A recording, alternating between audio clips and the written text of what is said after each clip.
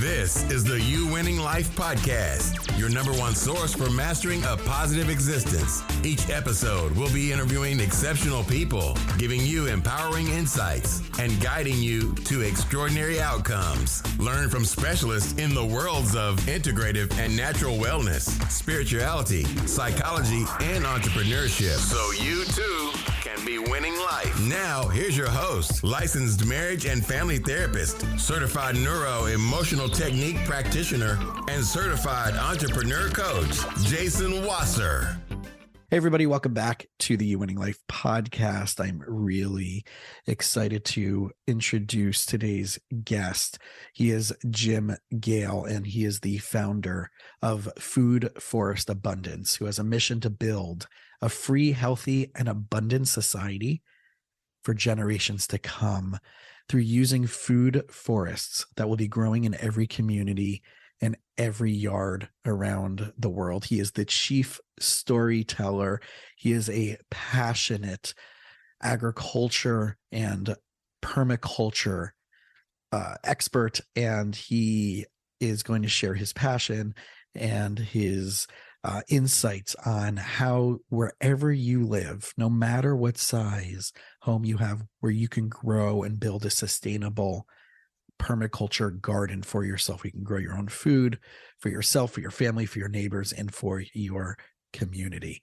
Hey, everybody, welcome back. As you heard in the introduction, we're going to have a really awesome conversation about permaculture, agriculture, food, nutrition, creating a sustainable lifestyle. We're probably going to knock around some different words. So, our guest is going to hopefully give us a better description and a better understanding of what all of those things that I just mentioned mean. But first of all, Jim, thank you so much. And I'm so glad you're here hanging out with us. Oh, thank you. I'm very glad to be here. I'm coming to you from Galt's Landing here in Central Florida, where we are creating a demonstration site to show what true freedom looks like.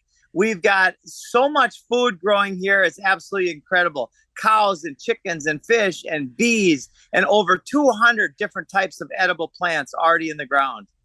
It's incredible. So right off the bat, I mean, just the fact that there's this wide variety of things that are available to us. And, let's break through a few of those definitions first, right? Agriculture, permaculture, sustainable living. Let's knock out some of these definitions first. So those who are hearing about what we're going to get into for the first time, at least have some context of what these different things mean. Awesome. Well, I'll start with permaculture. Permaculture was founded by David Holmgren and Bill Mollison about 50, 60 years ago. And it started out as an agricultural design science. And what does that mean? That means observing natural systems and then starting to find out what works and what doesn't, and then designing our human habitat to have the highest amount of yield with the lowest amount of energy input. And I'll give you an example. So a fruit tree, for instance, is a perennial food-producing plant. A perennial plant is something that you plant once, and it can grow for generations, even thousands of years. There are olive trees around the world that have been producing olives for over 2,000 years. So perennial edible landscapes are my favorite, because it's like literally living in like the Garden of Eden or a food forest where you can literally just walk around and there's food growing everywhere. I love it. So, right, based on where people are at, I mean, I know there's so many ways that we can break this down, but right now, right, I'm also in South Florida. I'm in Hollywood. So, land isn't abundant here. Most people could be living in condos or living in apartments, right? That's the South Florida lifestyle.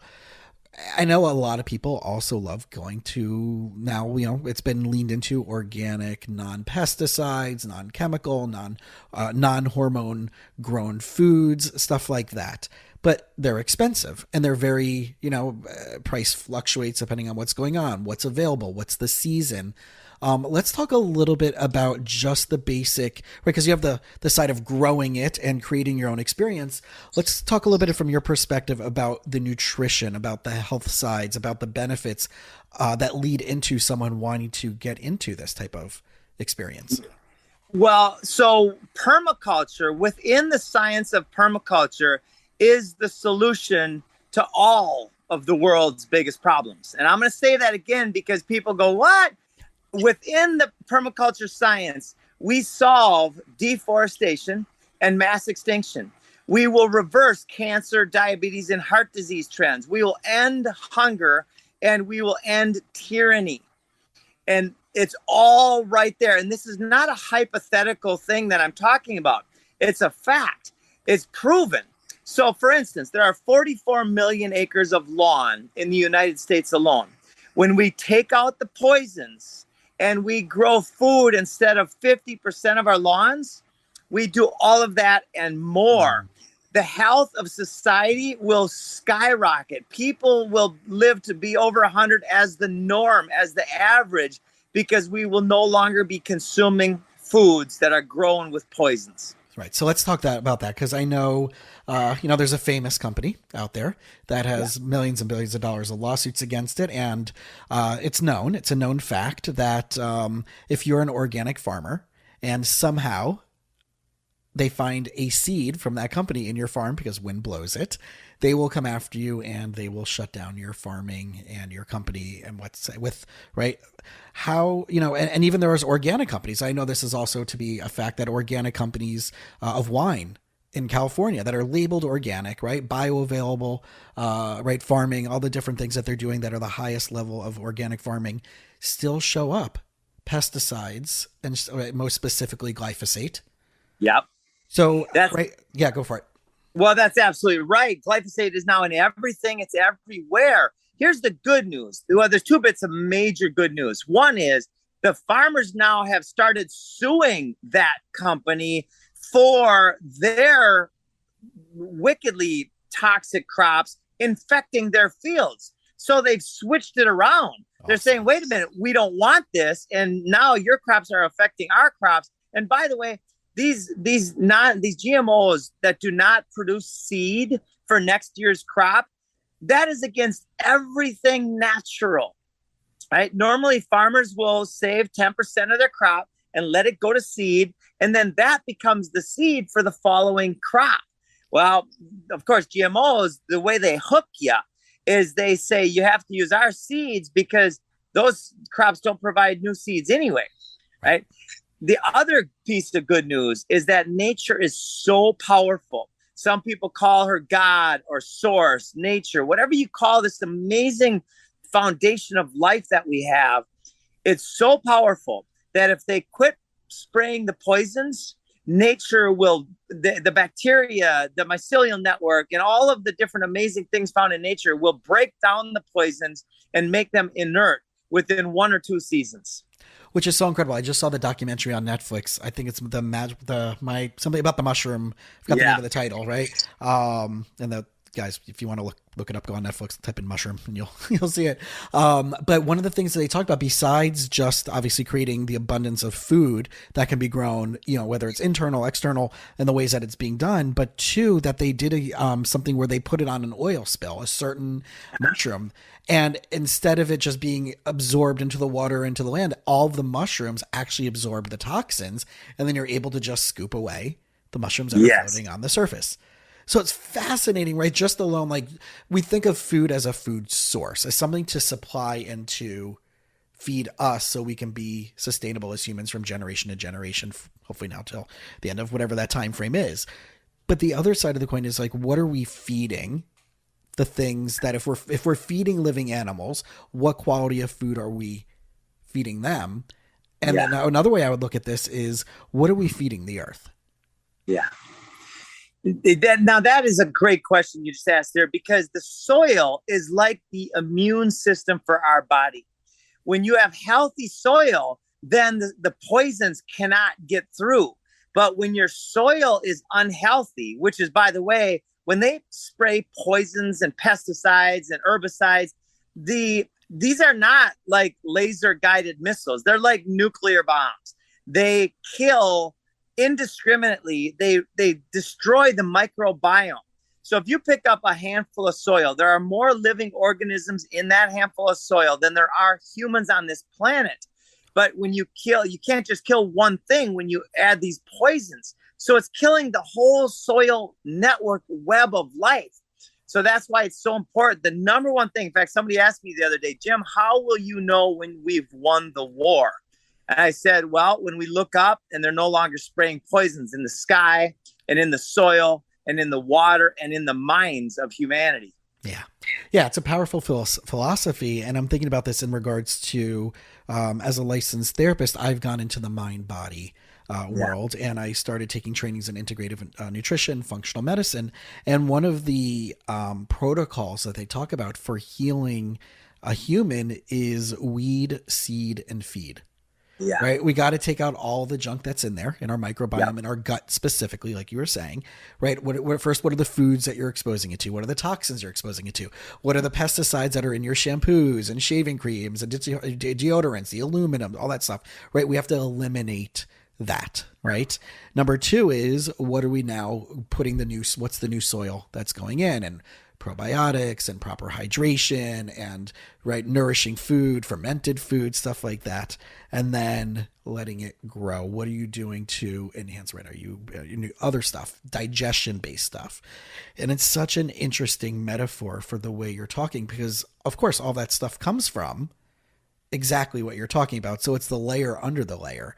If our planet is not kept healthy, and we're not, obviously we know that we're destroying our planet. I don't think this is something at any side that could disagree with that. We are doing things that contribute to harm to where we live. I think this, from a psychological mindset, from a emotional mindset, from a community mindset, it does change a lot of things. And I know, over the years, like CSAs, community supported agriculture, that's become a thing, and it's become first it was a fad and then it became a thing. But the community part of it is so important. It's so important. Right now, I just did a post the other day. The number one thing that we have to do is come together again as community. And in fact, in September, we are launching our Freedom Farm Academy. Freedom Farm Academy is basically a permaculture demonstration site that functions as a nursery and as a completely off-grid homestead. It functions as a community education center where people can come in, and let's say it's an acre of land. That's about the average size of a Freedom Farm Academy, will be 1 acre of land with a tiny home, or it could be a bigger home, but what we have programmed into most of our models is a tiny home which is completely off-grid, with all of the solar energy, the batteries, the water catchment, the irrigation, the aquaculture ponds, and surrounded by a massive food production system. So kids and schools and churches and organizations can go into this system, and they can experience what it's like to live in a food forest. It's incredible. So talk about the financial aspects of this and the time aspects. Because usually when people are thinking like, oh, I would love to do this, I would love to have an herb garden, or I would love to have to grow some fruits on my, whatever it may be. All right. People think first, holy crap, how much time is this? How much maintenance is this going to be? And then, is it really that much going to cost me over the time that I'm going to be investing this? Am I really not better off just going to a Whole Foods or a Sprouts or a Trader Joe's to get the organic food? And maybe, Trader Joe's better because it's cheaper, but getting organic food or fresh, clean food that way in exchange for my time for money. So you're infinitely better off growing your own food for all of those reasons, time and money and health, right? Because when you walk back into a food forest, and I'll use one fruit tree guild. Let's say it's an apple tree or a peach tree guild. Now, a guild is a community of plants that support each other. So you'll have some nitrogen fixers in there, which are just legumes or beans or peas. You'll have some flowers in there, which look beautiful. They can also be edible flowers like roses and so on. And then you've got your primary peach or apple tree. And then you might even have 2 or 3 different types of berry trees or berry bushes, raspberries and blackberries and blueberries around the outskirts of the guild. Now, that one tree, let's say you get a peach tree for $100 and you spend about another $100 getting it planted in a really good hole with good soil and the other supporting plants. Within 1 year, that peach tree is going to double or even quadruple in size. And that alone is going to make the value of that peach tree go up by 2 to 3 times. Mm-hmm. So you just made all of your money back in the value within a year. Now it starts actually producing peaches. A peach tree can produce about 250, which are vine ripened peaches per year. So now what does that mean? Well, it's going to taste a lot better, and it's going to have a much higher nutrient density, because nature knows what she's doing. When a fruit is ready to pick, it not only tastes better and looks better, but it also has the optimal amount of nutrients. So now you've got a much more nutrient dense food that tastes better, and you're making hundreds of % ROI per year per tree or plant that you put in the ground. Now times that by a dozen or 2 dozen or 500 plants. Now you've got a real income stream. They say money doesn't grow on trees.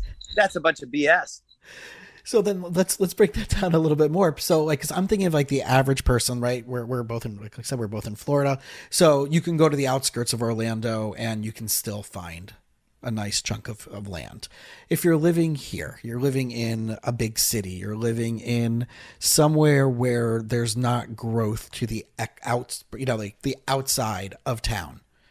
How would people get started if they don't have a plot of land? They have a patio. They have like where would you get started even on that level for someone who's listening to us and they're in the Upper West Side of New York City and they have 1.5 feet or 2 feet or 3 feet? Is that doable for them? Is that just like do some mint and some rosemary and some that, or?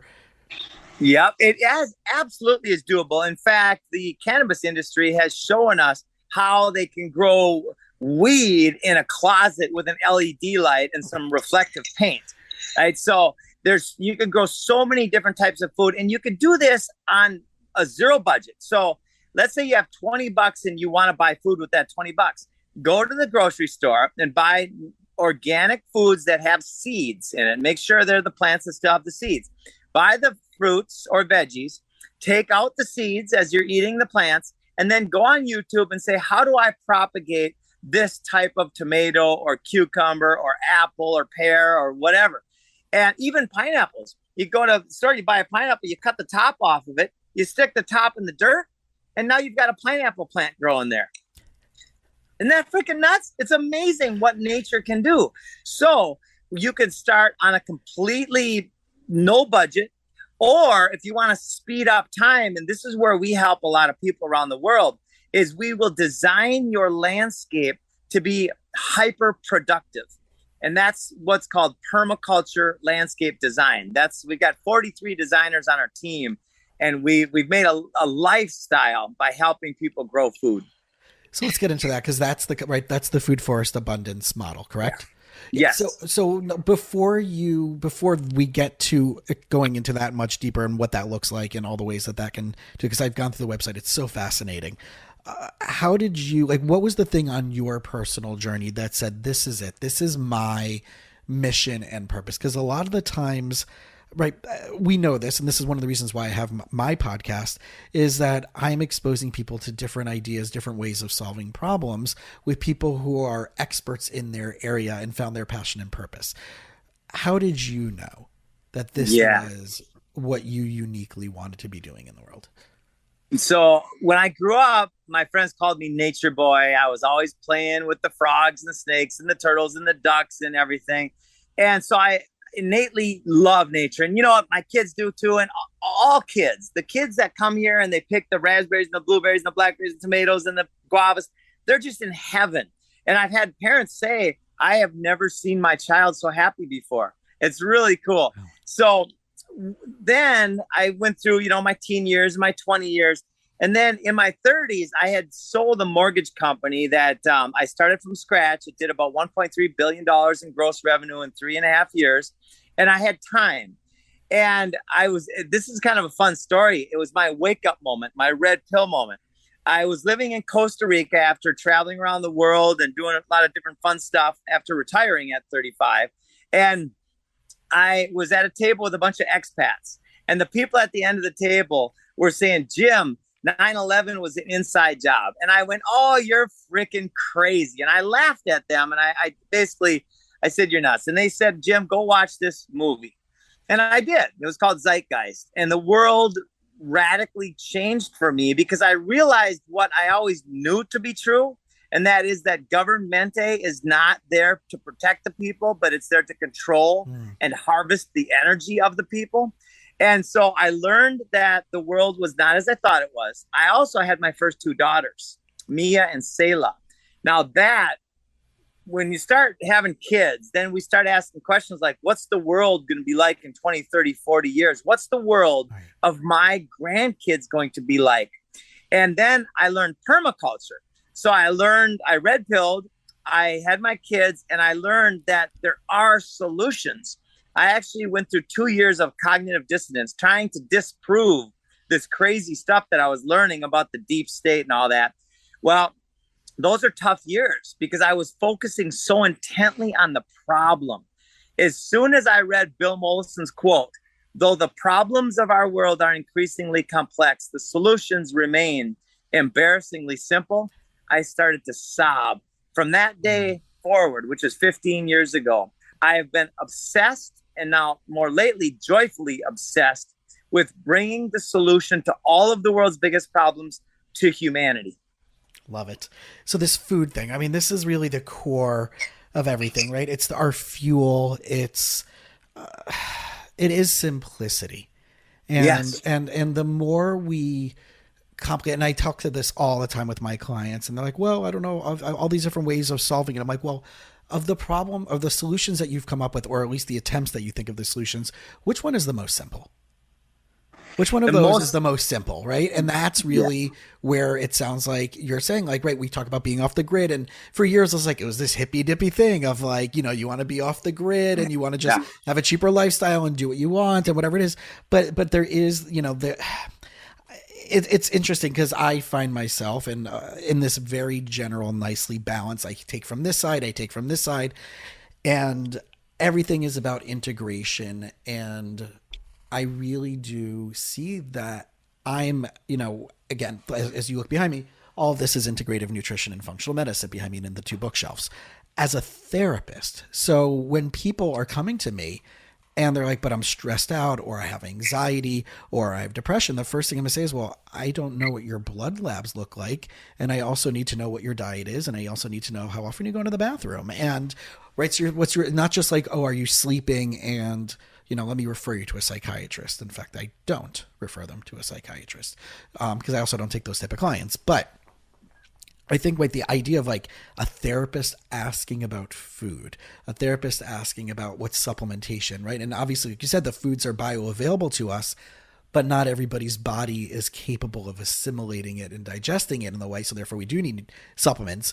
But what you're saying is beyond that, if we get to that stage, one, we didn't need to get to that place where we needed all these extra fixes. And two, your mission sounds like it's trying to get us back to that. And if enough people participate in even the most simple things of doing these things, we can have that health back. Oh, it's radically simple. And it's good on every single level. The ROI for growing food instead of lawns is not just cash, but the odds of a family getting cancer, diabetes, and heart disease when they can walk outside and commune with nature and feel and experience what nature has to offer, and then eat those healthy foods that are nourishing and not poisonous.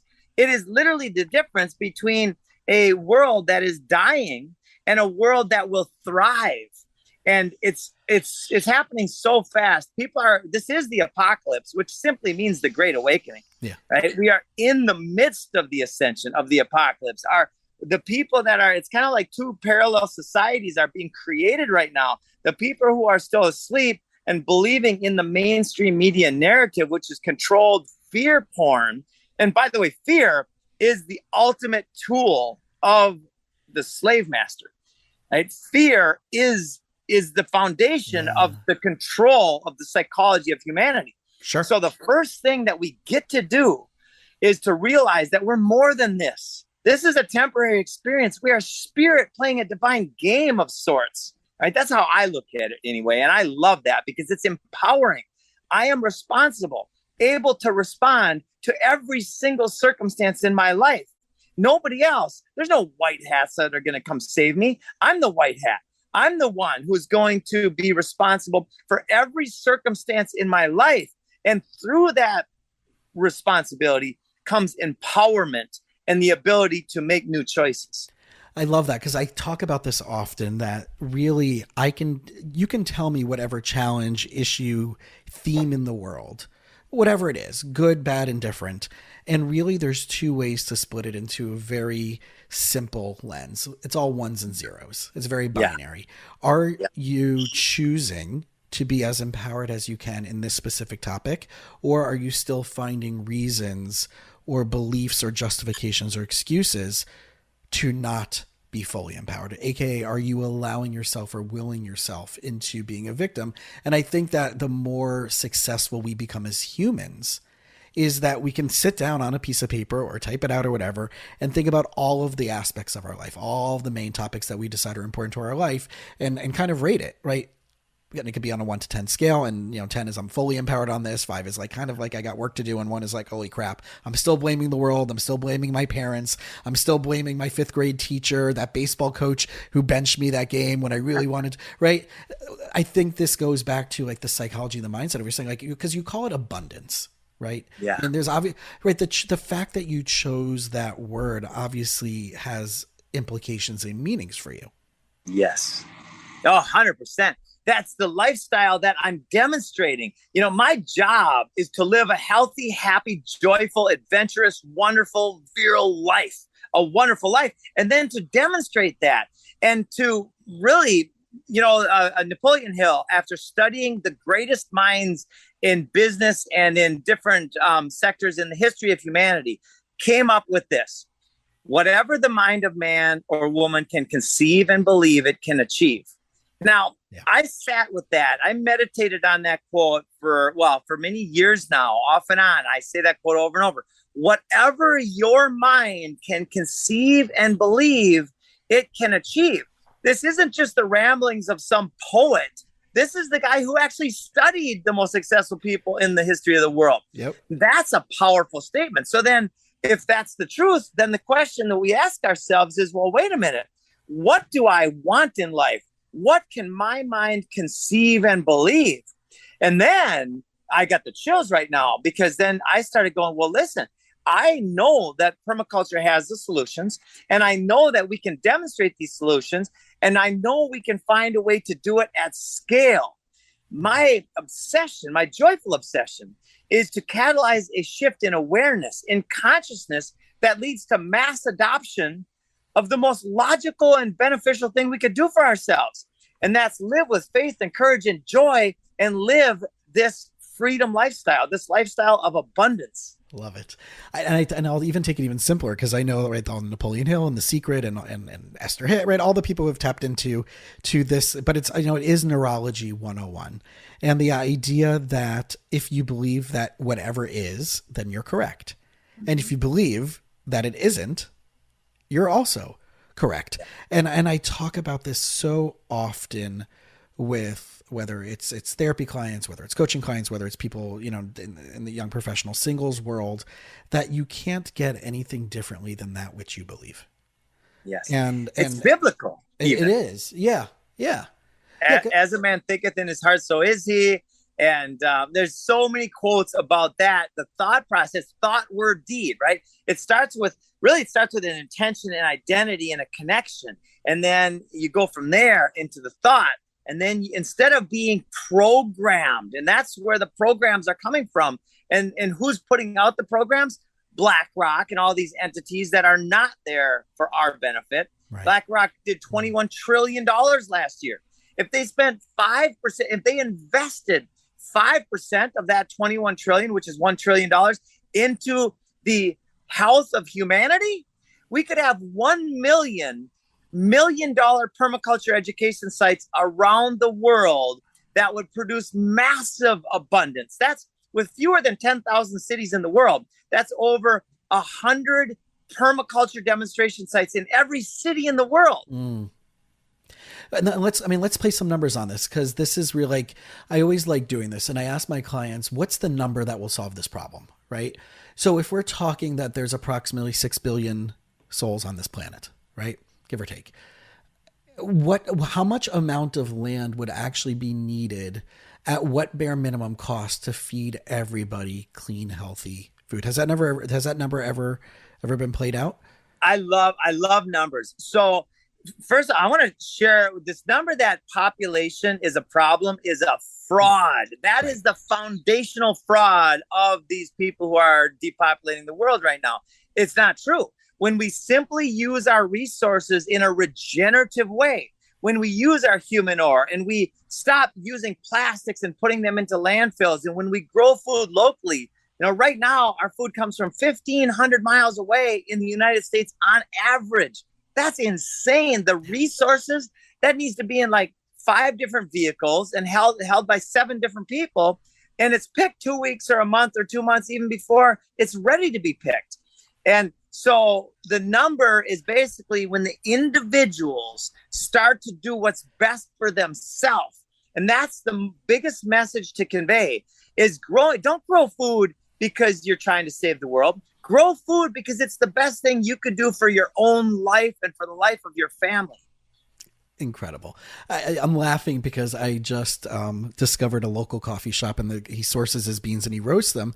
And he figured out that in order to make the best cup of coffee for his clients, the batch based on his business and how many people are coming in, he found that he roasts things in 9-pound batches.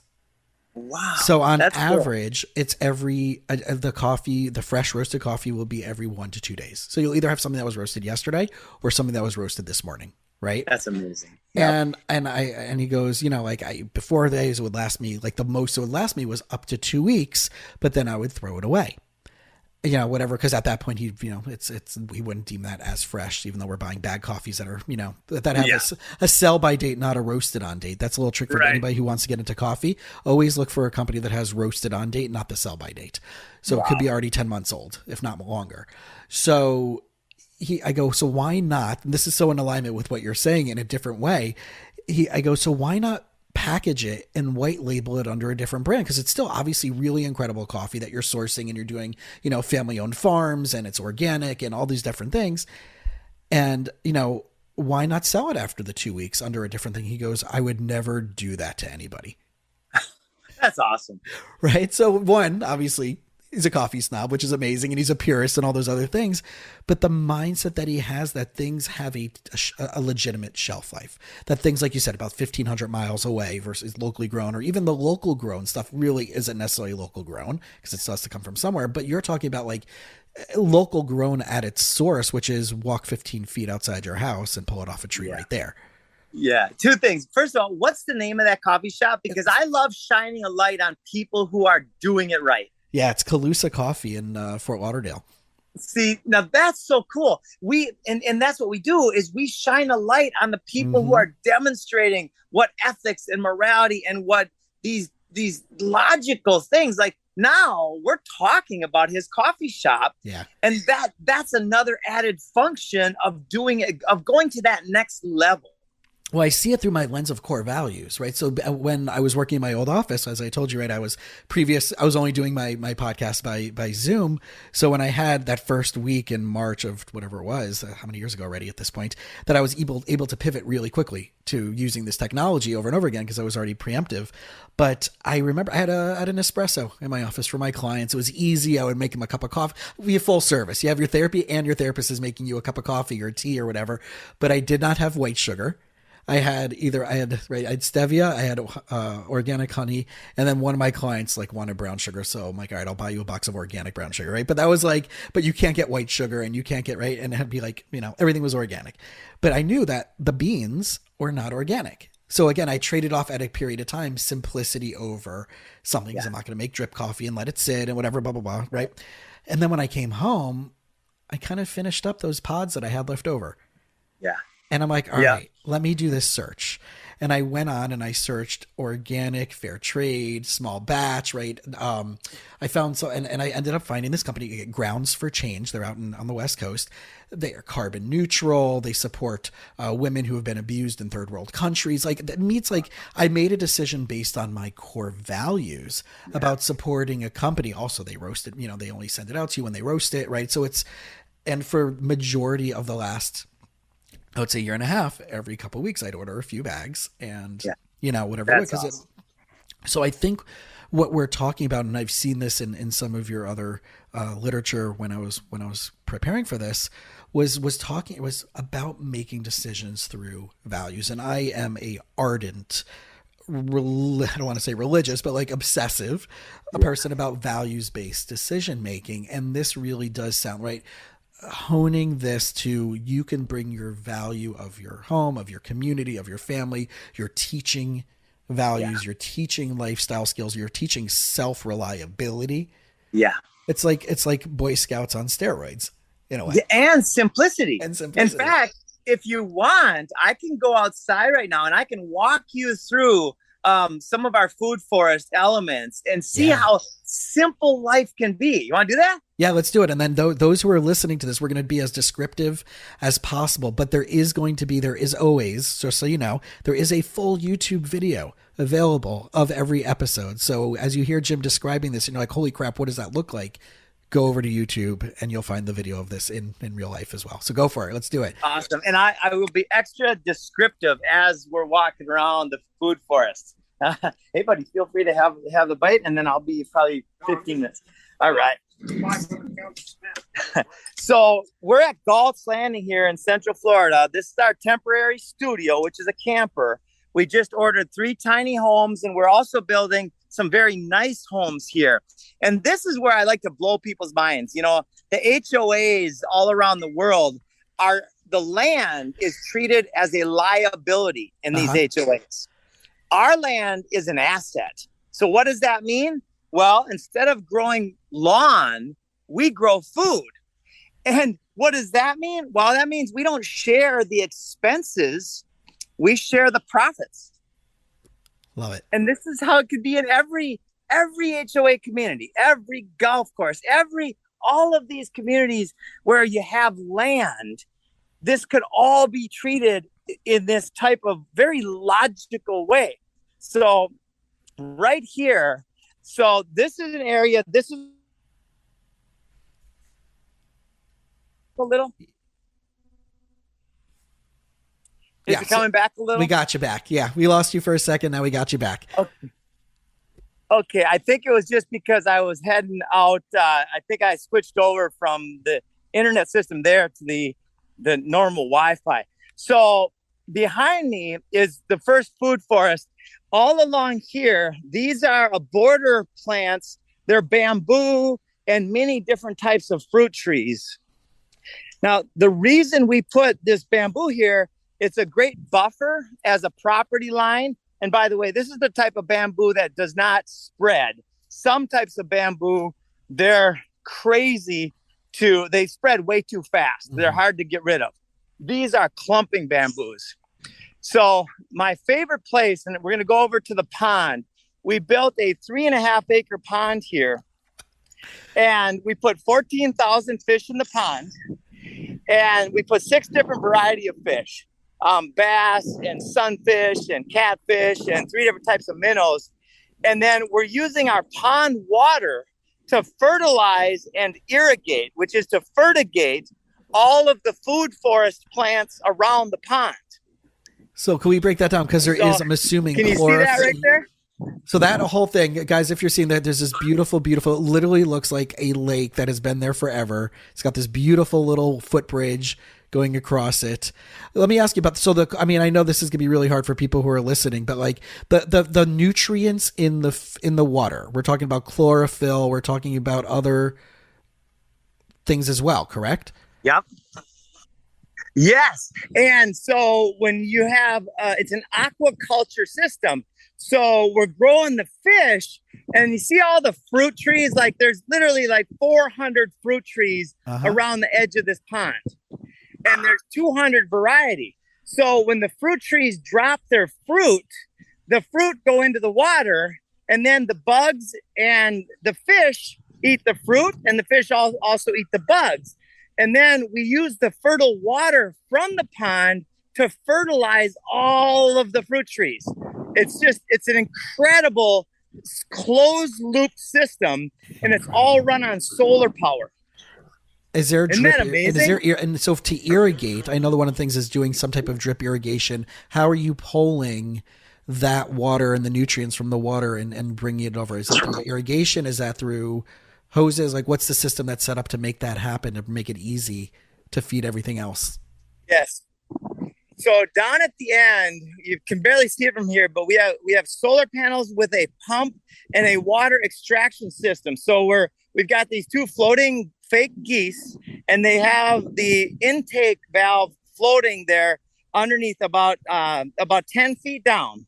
That water is being sucked out then, that fertile water, and then it's going into you can see here's a bubbler system right here. Mm-hmm. Every fruit tree has a bubbler on a timer. So all we have to do now, we don't have to do anything. Now it's all automated watering with really fertile water.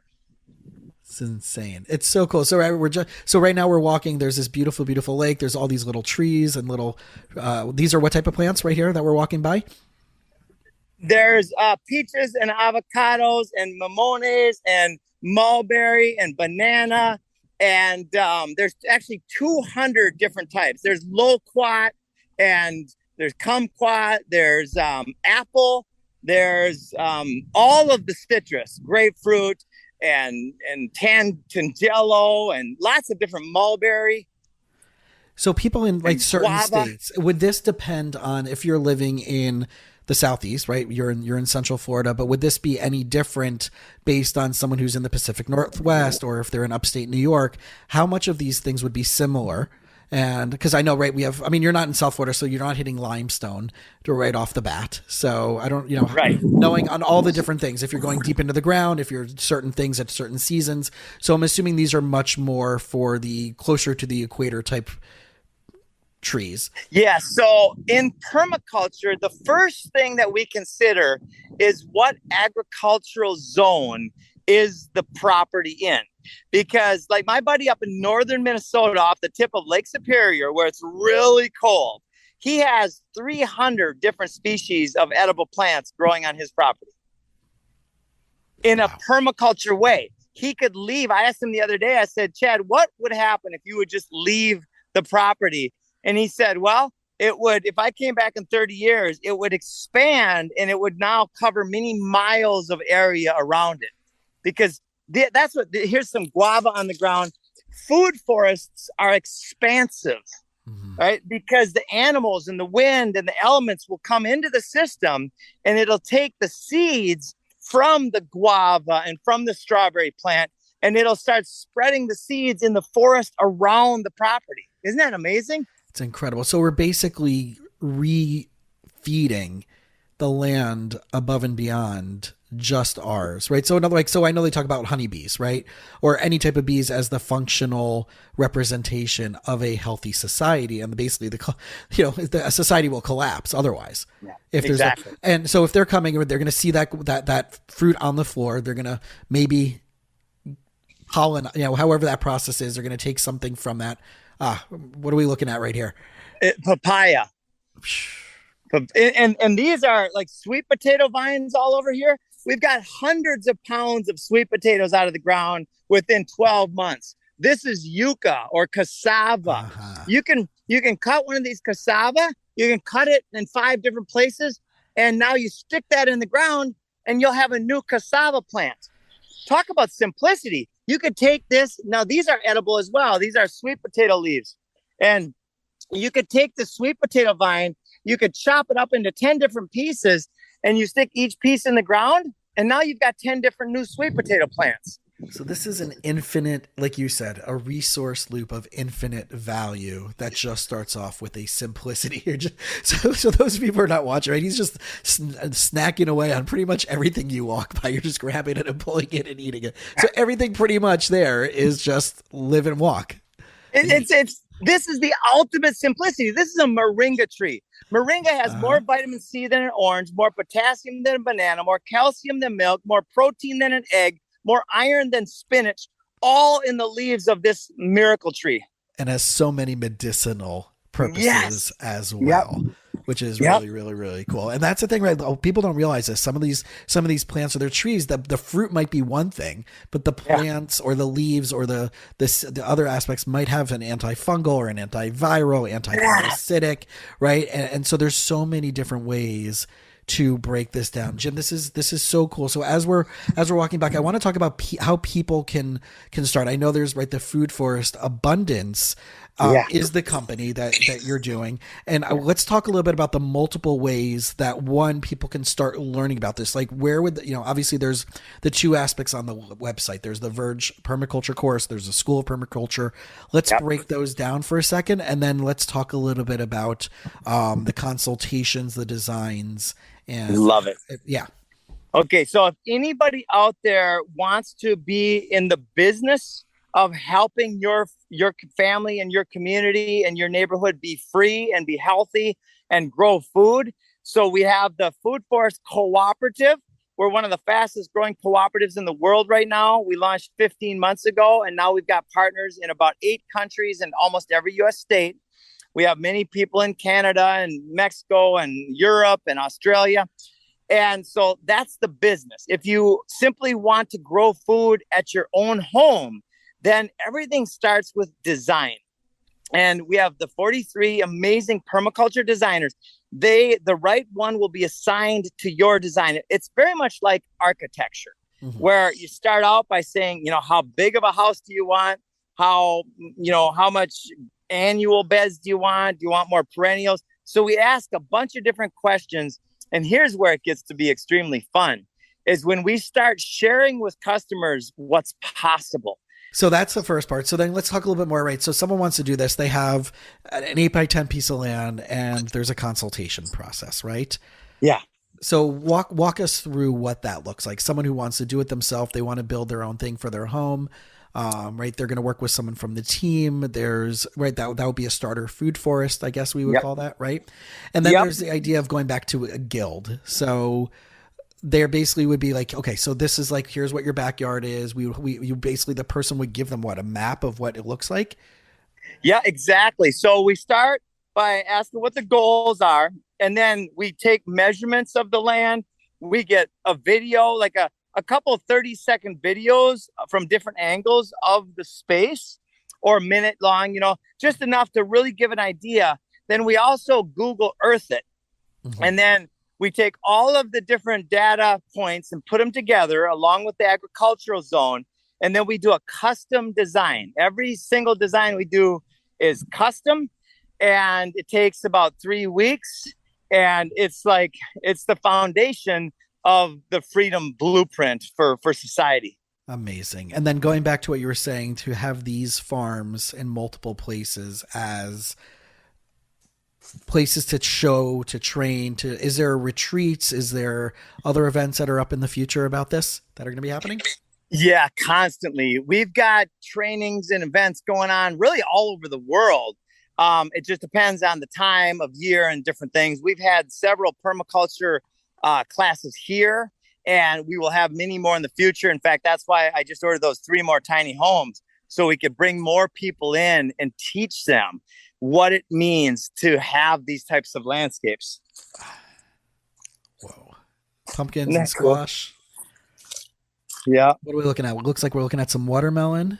Yeah, some honeydew, some squash, some watermelon, some cantaloupe. There's probably what we would say there was about 75 to 100 there sitting on the ground, probably. Yeah, I'd say you're about right. Yep. Yeah. Wow. Yeah, there's just a pile. Literally, we're just looking at 2 piles of about 75 or so different fruits, and just again, you're just still walking and snacking as you go, which is so incredible. So I just want to give, as we wrap up with our time, one, right, foodforestabundance.com is the place to go. There's so many cool blogs and videos, and obviously there's the learning side that you can do. There's the consultations, and then there's the getting involved, becoming an ambassador, becoming a co-op installer, and becoming a designer. Yep. And then the Freedom Farm Academy. Yes. If anybody wants to own, basically it's a nursery business on the good kind of on natural steroids, where it combines all of the elements. It's a completely off-grid homestead on an acre of land that will be an education demonstration site. And by the way, even things like ham radios are included and chordal nodes. Like, we're going full off-grid communication. So if the communication grid ever goes down, our Freedom Farm Academies will be able to be central hubs for communication and education on the next phase of humanity. Wow. So it's basically nutrition, food-based survivalism, which is incredible. And Jim, so just as we wrap up, any other places, any other books that you would recommend for people, especially regarding the farming? I know that would be a cool place for people to, if they're interested in this. I know that you mentioned a person in the beginning about Permaculture, the founder of that. Is there any other awesome resources regarding food and food farming and food design and permaculture that scream out to you? Yes. Oh, there are so many. David Holmgren's Retro Suburbia is fantastic. It's like, it could be 3 books. He put it all in one book, because what I've learned about permaculturalists, money is a byproduct of creating value. Right. So in other words, Retro Suburbia is an incredible value all in one book. It gives you all the solutions to, if you want to start doing this yourself. The other thing is, become involved with us if you'd like to. We are all about collaborating and creating a better world. Absolutely love it. So Jim, I know, really want to thank you for all this amazing time. So really do appreciate the time that we have. I know that we're at that point, and I really am looking forward. So guys, if you want to get more about this, please go over to the website. It's the Food Forest Abundance. There's so much cool stuff there. If this is anything that intrigues you, right, this is just proof of how you can have a mission and a purpose and then bring it to other people in a way that just aligns with everything that you believe. And again, going back to our things about mindset and health and wellness and being in nature, all the things that I love talking about. And Jim, really do appreciate you spending your time with us today. Well, thank you so much. Thank you to everybody listening. And let's grow food and have an awesome time through this transition. Thanks, my man. Hey, everybody. I hope you really enjoyed my conversation with Food Forest Abundance founder, Jim Gale. I wanted to share with you that if this is something that you yourself are interested in learning more about, and you actually are thinking about going ahead and doing something like this in your home, or you know someone who is, I wanted to share with you that there is a coupon code for 5% off of Food Forest's services and planning. And you can check that out by going to the link in my bio, but it's shop.foodforestabundance.com/Jason Wasser. And again, for the 5% off coupon code, type in "You Winning Life." If you have any other questions, we always look forward to hearing from you. If you want specific topics or specific categories, more in line with our past interviews, please let me know. If there's anybody out there that you would love for me to connect with, that you personally know that you think would be a good guest, please reach out to me. And please also send me a message on Instagram, either on the Jason Wasser LMFT or You Winning Life Instagram, or directly at jason@thefamilyroomsfl.com. Looking forward to hearing from you, and hope you enjoyed today's episode. Thanks for listening to the You Winning Life podcast. If you are ready to minimize your personal and professional struggles and maximize your potential, we would love it if you subscribe so you don't miss an episode. You can follow us on Instagram and Facebook at You Winning Life.